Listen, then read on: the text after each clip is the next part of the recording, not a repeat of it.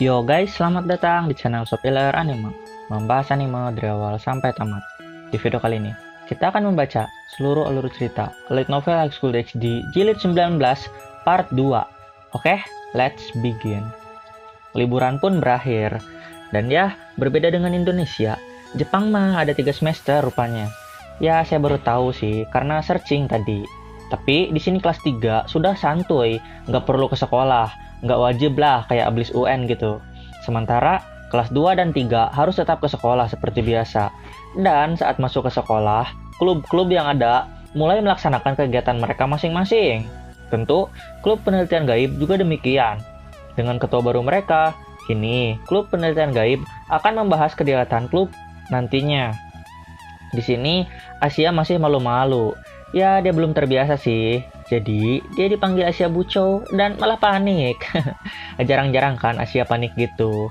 Lalu Isai pun tertawa. Oh ya, sekedar info, Rias dan Akeno sudah tidak sekolah ya karena mereka kan kelas 3. Ya, karena mereka sedang mengobrol gitu kan dengan sonada yang lainnya di satu kelas. Tapi nanti mereka datang kok ke sini. Rias memberi pesan pada Koneko bahwa dirinya tidak akan mengganggu kegiatan dari siswa kelas 2 karena akan mengganggu kegiatan klub nantinya. Ya, alumni mah nggak banyak ikut campur gitu. Dan kelulusan mereka tinggal 2 bulan lagi.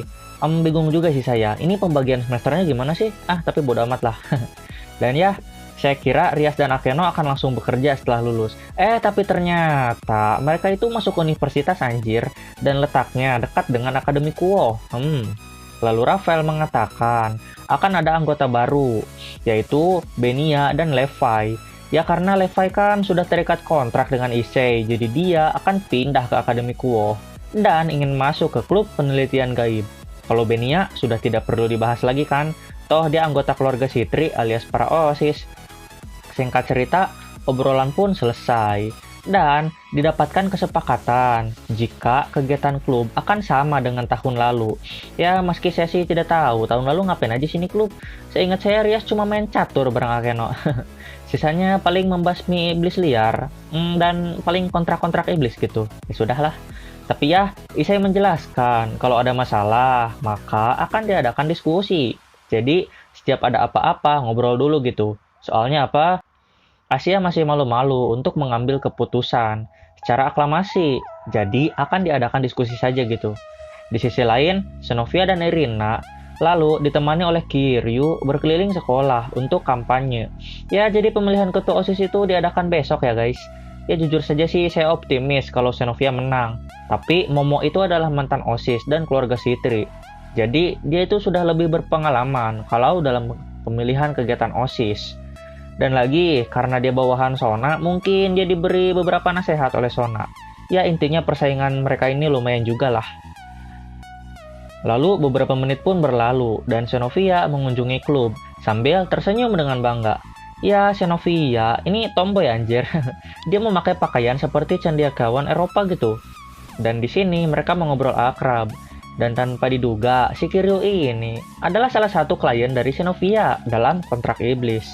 Jadi dia tahu identitas dari klub penelitian gaib. GG gak tuh? Dan singkat cerita, Kiryu, Irina bersama Xenovia pergi dari ruang klub setelah memberi beberapa salam. Di sisi lain, Rafael berkata kalau dirinya akan pulang ke dunia bawah. Dalam rangka, ya Riser ini kan akan mengadakan rating game gitu, melawan keluarga Belial. Dan bidaknya itu kurang.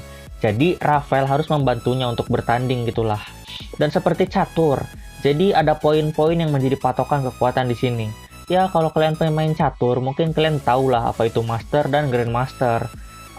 Sepertinya sih kalau keluarga Belial ini kan Grandmaster gitu ya. Soalnya kan poinnya itu 3500.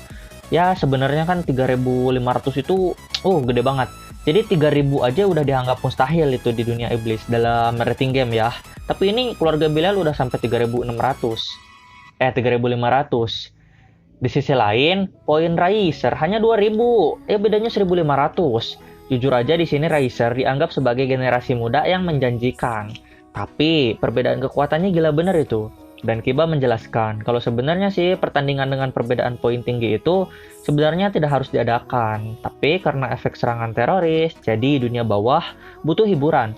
Bisa dibilang pertarungan keluarga Belial melawan keluarga Phoenix itu adalah ajang refreshing untuk orang-orang di dunia bawah. Lalu Raphael menjelaskan kalau itu adalah kehormatan bagi Riser karena mampu melawan tim yang cukup kuat. Ya, pertarungan ini sih menurut saya pribadi beda dengan MOBA ya. Yang notabene meski kita melawan RRQ Lemon, masih ada harapan menang anjir.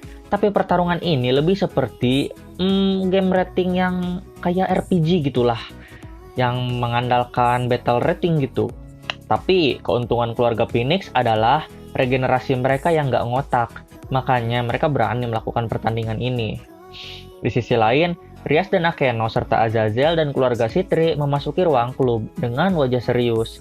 Wah, di sini saya mulai menebak-nebak. Sepertinya ada sesuatu nih. Dan benar saja, ternyata hal ini masih berkaitan dengan gereja. Ya, berbeda dengan kasus sebelumnya yang dihidupkan dengan Holy Grail, tapi para pemberontak ini adalah orang-orang yang menjadi pahlawan di gereja. Ya, alasannya sederhana, karena gabut gitulah. Jadi mereka itu kuat, tapi kekuatannya tidak dipakai. Makanya untuk mengisi waktu luang, mending memberontak aja gitu, pikir mereka. Sebenarnya ini sih pasukan gereja masih adem-adem aja tadinya. Karena mereka itu bisa memburu vampir. Ya kan vampir itu salah satu musuh umat manusia. Tapi guys, gara-gara ulah si Issei dan kawan-kawan, vampir juga kali ini ikut berdamai. Kan jadi nggak punya musuh gitu gereja. Makanya mereka mau gitu memberontak. Dan di sini ada 3 nama yang disebutkan sebagai pemimpin terkuat para pemberontak. 1. Teodoro Legrenzi. Kedua, Vasco Estrada. Ketiga, Diaken Edual Cristaldi. Nama-nama yang cukup sulit disebutkan. Di sini Issei bingung karena tidak mengerti jabatan dari para petinggi gereja itu. Jadi dia bertanya pada Koneko, dan Koneko menjelaskan kalau pangkat dari Teodoro itu di bawah Paus dan pangkat Vasco di bawah Strada. Lalu pangkat Diaken di bawah mereka berdua. Ya simpelnya gini nih, Paus itu kan pangkat tertinggi ya. Kalau di kartu kita anggap aja dia itu kartu as atau raja dia di catur. Nah, Teodoro itu di bawah as, berarti dia king. Lalu di bawah queen dan di bawahnya lagi jack gitulah intinya. Ngerti? Kalau nggak ngerti, silahkan bertanya di kolom komentar. Makanya gitu, peringkat mereka itu cukup berbahaya menurut Azazel. Dan lagi, pengaruh dari ketiga orang ini bukan main-main. Mereka mampu untuk memotivasi para pemuda dari gereja untuk ikut memberontak. Ya, anak muda teh tuh, resep tawuran. Jadi setuju-setuju aja gitu mereka. Di sisi lain, Xenovia terkejut mendengar kata Diaken. Ya karena Diaken itu adalah guru dari Xenovia, sekaligus pengguna Durandal sebelumnya. Dikatakan bahwa kekuatannya setara, bahkan melebihi Kokabiel anjir. Padahal itu manusia, dan umurnya sudah 80 tahunan. Tapi dia masih tetap aja bersemangat untuk berperang. Di sisi lain, Irina juga merasa sedih karena Diaken adalah gurunya juga gitu kan, yang mengajarinya memakai Excalibur dengan sangat tekun dan sabar. Ya, jadi konflik guru dan murid ini sulit untuk dilihat sih sebenarnya. Dan ya, tujuan dari para pemimpin pemberontak ini adalah di XD. Anjir, di XD lagi. Bahkan di sini Issei menghela nafas karena ingin beristirahat. Ya karena mereka itu bertarung gak berhenti-berhenti anjir. Ya tapi kalau gak gitu gak seru Issei.